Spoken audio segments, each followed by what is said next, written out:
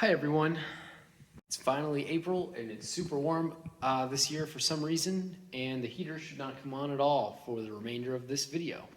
Back at it again, trying to get this darn thing running. Today we're talking about wiring. So first off, before I get into the back of the dashboard, we're going to talk about what's going behind the dashboard. All right, so looking back here, we got a couple things. First of all, you'll notice I did decide to go with the not plastic oil pressure line.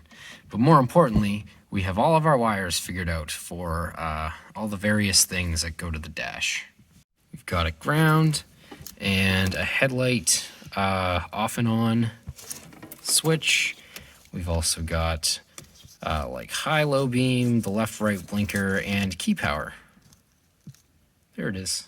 Now I'll preface this by saying that my right blinker light for the dash is actually just coming from the engine bay from the right blinker, because out of all of these plugs here, I could not find a good lead to come off of. So when in doubt, you can always just go to the source, but yeah, it's definitely not the cleanest way to do it. I will also continue to preface this by saying the blinkers will not work unless this switch right here is plugged in. So make sure you don't sit there for hours trying to diagnose that for no good reason. So looking at these plugs, we've got a white one, and a black one. And the black one is where we will start. You can see that it's missing quite a few wires back there.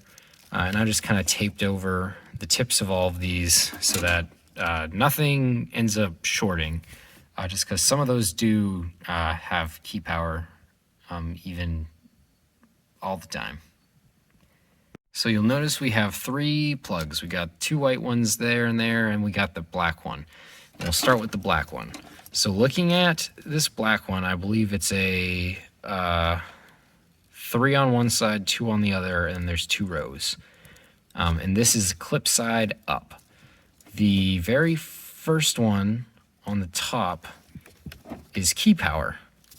So I have cut that, and there it is. It is the brown and white stripe with orange horizontal stripes. That is your key power. And then I just pulled a black ground out of there as well. Then we've got this green and blue with orange stripes wire, which is your left blinker, which you probably can't see very well, but it is, I promise. And that came out of the second, no, it came out of this one right here. So that would be 1, 2, 3. It's the one on the top row right next to the clip. And then we have our high beam, which is some sort of orange and red and white wire, which came out of the one right after the clip on the top clip side. Supposedly, this one right next to there, that red and green one right behind where I snipped that off, is the right blinker. And when you turn on the hazards, if you're using a test light, it is the right blinker. But for right blinker purposes, it doesn't work, and I couldn't get it to, so that was why I just Hail Married and went right out of the engine bay for my right blinker. And this does work. So yeah, and then I just taped everything off so nothing shorts, and all of my switches and everything still work. My windows still go up and down. They don't right now because the key's not on, but they do, I promise. Now looking over at the back of the dash, I've kind of been over this all before. I did get a new tack. It's much more aesthetically accurate with the rest of the gauges. It sits much closer to the dash, and it's got a nice chrome ring around it. So it'll all look much better. But looking just at the back, I've got my speedometer, I've got my temperature, oil pressure, voltmeter, and tachometer, and my dummy light. So everybody's stuff is going to be a little bit different just because not everybody's going to use the same stuff. But what I've done is I have taken all of my lighting objects. So that is the things that just need to be on with the headlights on. That includes this white wire and every one of these light bulbs and also this orange wire. And I first started by putting them all in their own thing, and I think that's actually, nope, if we follow this white one, this part right here. And I did solder all these wires together and then heat shrink over them just because I really don't want them to come apart on me. And then I took everything that needed key power. So that's this voltmeter and one side of this dummy light and one side of this red wire right here, and also this red wire for the tech. And that all runs into its own wiring harness as well, which then comes into the big snake at the bottom. Again, all soldered and taped. This green wire is the actual like signal wire for the tech, so that's not going on anything just yet. But then I took all the grounds. There's a ground here. There's a ground for this little taped up harness in parallel right there. There's a ground coming off this, that black one. Those all went into one, and then, like I said, I just taped them all together. These three right here are the blinker and high beam indicators for the dash. Well, for the speedometer, they're all integrated into that.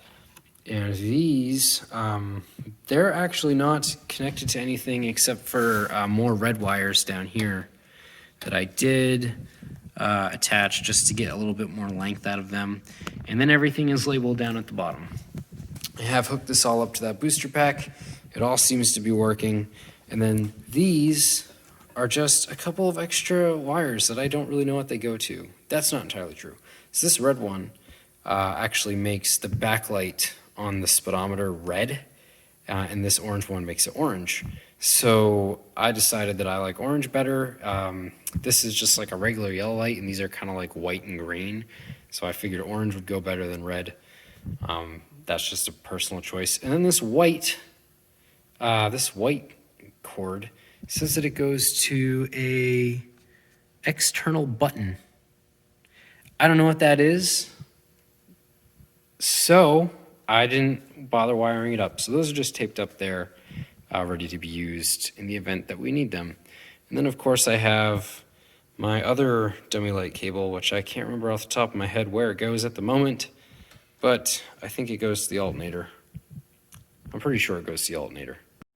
Now, this right here is where I found my right blinker indicator wire, and that's where that goes. I put it, there's two rubber grommets in this firewall on this side. There's one right behind the battery, which goes in like behind like your plastic air ducts and things. So I didn't want to do it there just because it's so hard. I don't want to tear all that stuff apart in order to get access to that. So what I did was I did solder this here and then tape around it, and then I taped around the whole thing just to keep it sturdy.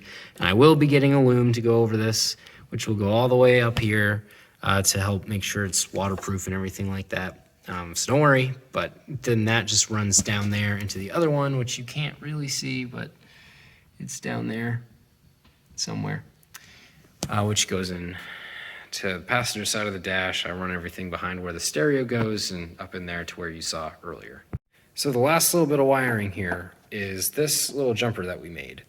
So this is the inhibitor relay that we have replaced.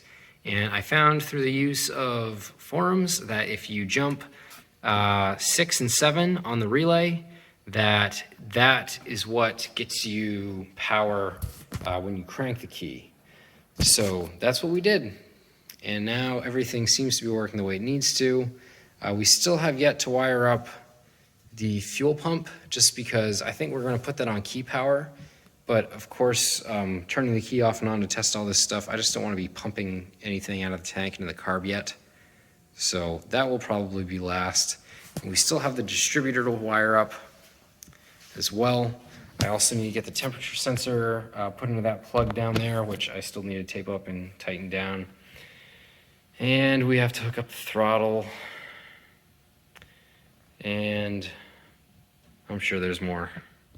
Yeah, that's where the wiring is so far. It's all coming together pretty nicely, actually. And hopefully by the next couple days or so, this is going to be all put together, and we're going to hear this thing start for the first time. I took the whole week off just to work on the car. So here's hoping. Anyway, thank you guys for watching. As always, if you have any questions or helpful information for this build, please post it in the comments. Don't forget to like and subscribe if you want to see more. Thanks. Bye.